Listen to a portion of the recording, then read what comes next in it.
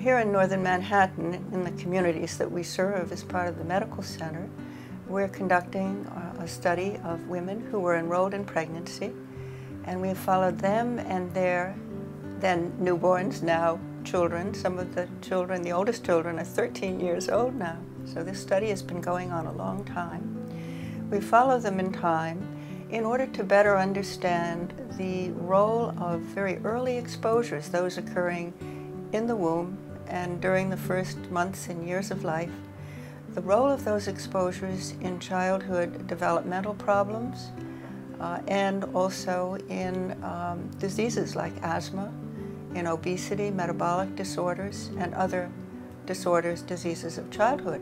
The research worker goes to the home, does an extensive interview. Has your child spent a total of 1 month or more outside of northern Manhattan? Another research worker goes with her, provides a backpack monitor to the woman. It's a small personal monitor, it's light, it's pretty quiet, and it is worn during, like a regular backpack, and carried on back during the day.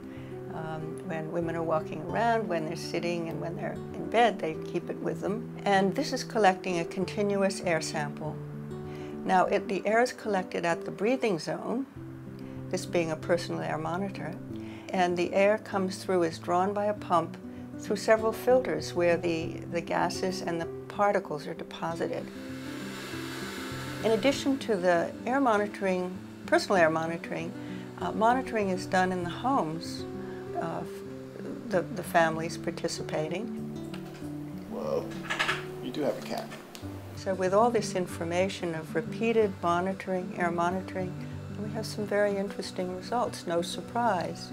Stressors associated with poverty are worsening the effects of environmental contaminants.